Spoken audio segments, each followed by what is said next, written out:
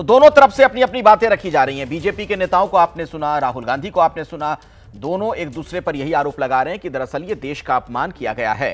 और दूसरी जगह होते, राहुल गांधी ने तो कहा कि अगर ये बयान मोहन भागवत ने किसी और देश में दिया होता, कहीं और के वो नागरिक होते, तो उनकी अब तक तो गिरफ्तारी हो जाती।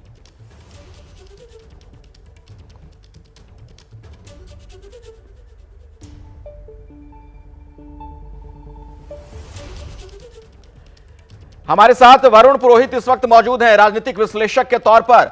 वरुण जी, राहुल गांधी का यह बयान, इसे कैसे देखा जाए, और खास तौर पर जो उन्होंने इंडियन स्टेट को लेकर बात कह दी है, क्योंकि उनका भी इस पर विरोध हो रहा है कि आप राष्ट्र, ठीक है राजनीतिक प्रतिद्वंद्विता हो सकती है बीजेपी से, आरएसएस से, लेकिन आप इंडियन स्टेट कैसे कह सकते हैं?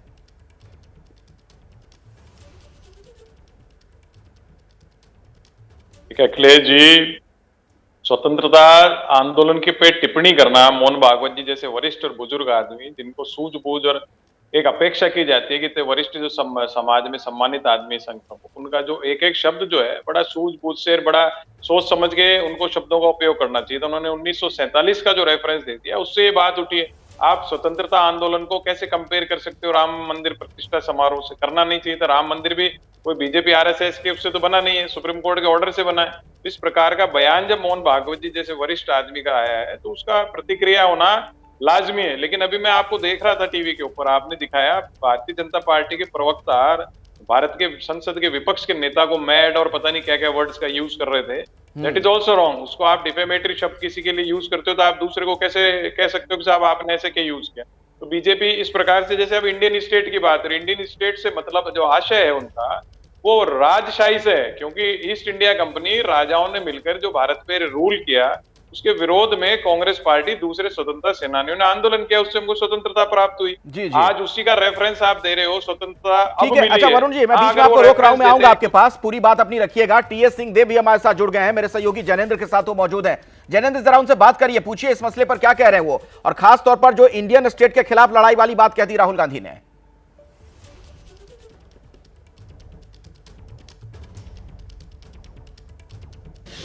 कांग्रेस के नए मुख्यालय के उद्घाटन के मौके पर राहुल गांधी ने पार्टी के नेताओं को जो संबोधित किया उसके कुछ हिस्सों को लेकर विवाद हो गया है, और उस पर बात करने के लिए टीएस सिंहदेव हमारे साथ है। सर, राहुल जी ने कहा कि सिर्फ बीजेपी आरएसएस से नहीं, इंडियन स्टेट से भी हमारी लड़ाई है, इसको लेकर विवाद है। बीजेपी कह रही है कि राहुल गांधी का दिमाग खराब हो गया है, और सवाल यह कि आखिर राहुल क्या कहना चाहते हैं, इंडियन स्टेट से कैसी लड़ाई?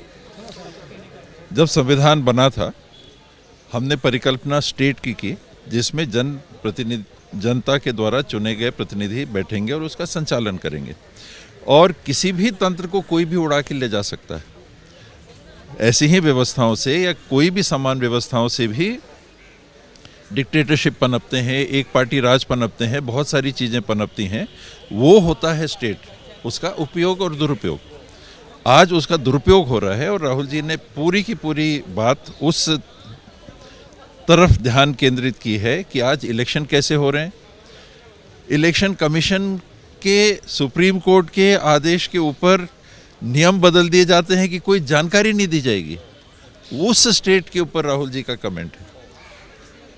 चुनाव कैसे हो रहे हैं, पोलिंग बूथ की क्या व्यवस्था है, वोटर लिस्ट की क्या व्यवस्था है, सुप्रीम कोर्ट कह रहा है कि भाई आप कैसे ऐसा कर रहे हो, आपको जवाब देना पड़ेगा। लेकिन भारतीय जनता पार्टी और आरएसएस कह रहा है कि नहीं, हम तो जनता के द्वारा चुने हुए, हमारे पास बहुमत है, हमने ये नियम बना दिया और जयराम जी हम आपको जानकारी नहीं देंगे।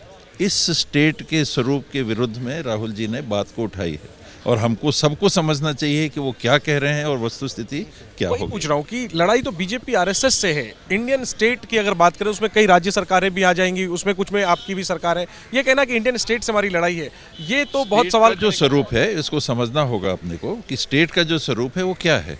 उसमें अधिकार निहित हैं, उन अधिकारों का उपयोग भी हो सकता है, दुरुपयोग भी हो सकता है।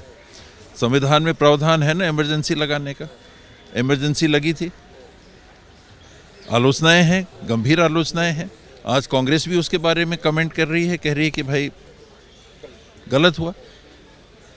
किस चीज़ का उपयोग हुआ था? स्टेट का, पूरे तंत्र का। उसमें सारी व्यवस्थाएं आ जाती हैं, आर्मी से लेके उस व्यवस्था को आज कोई उड़ा के ले जा रहा है। तो बीजेपी आरएसएस द्वारा कब्जे किए हुए स्टेट के संबंध में राहुल जी ने कहा। लेकिन बीजेपी कह रही है कि राहुल गांधी का दिमाग खराब हो गया है, जो ये इस तरीके की भाषा बोलते हैं। सीखने की आवश्यकता उनको है, दिमाग बंद उनके हो गए हैं और वो किस तरफ देश को ले जा रहे हैं कि सुप्रीम कोर्ट को बार बार कहना पड़ रहा है। कभी आप चंडीगढ़ का चुनाव उड़ा लेते हैं, हरियाणा में 99% बैटरी हो जाती है, लोग पिटीशन करके कह रहे हैं कि भाई पोलिंग बूथ में कौन आया कौन गया उसकी हमको जानकारी बताओ, वोटर लिस्ट की जानकारी, हम कोई जानकारी नहीं देंगे। इस स्टेट की, ये भी तो स्टेट है ना, इलेक्शन कमीशन क्या है, स्टेट है ना, तो उससे नहीं लड़ेंगे। चलिए जनेंद्र, दोबारा मैं आपके पास लौटूंगा, आगे भी बातचीत आप करिएगा, टीएस सिंहदेव से भी हम समझेंगे कुछ और, लेकिन वरुण जी भी मेरे साथ है राजनीतिक विश्लेषक के तौर पर। वरुण जी, सवाल मेरा वही है, देखिए राहुल गांधी आरएसएस की आलोचना करें, बीजेपी की आलोचना करें, उनकी अपनी एक प्रतिद्वंदिता हो सकती है, राजनीतिक प्रतिद्वंदिता, लेकिन जब वो ये कह देते हैं कि हमारी लड़ाई इंडियन स्टेट से है, तो इसका फिर क्या मतलब निकाला जाए? ये बयान तो मतलब फिर कैसे देखा जाए इसको?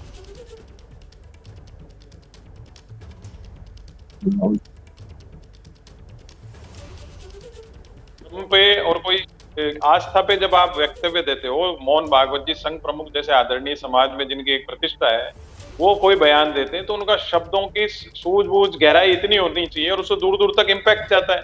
जब उन्होंने 1947 का रेफरेंस दिया तो वो विपक्ष का नेता, भारत के विपक्ष के नेता की जिम्मेदारी है, कोई भी व्यक्ति है हिंदुस्तान के अंदर, नागरिक है, तो वो कोई ऐसा वक्तव्य या व्याख्या ऐसी करे जिससे स्वतंत्रता आंदोलन या स्वतंत्रता सेनानियों का अपमान हो, तो वो करना चाहिए। वरुण जी, मैं माफी चाहूंगा, बीच में फिर से आपको रोकना पड़ा है।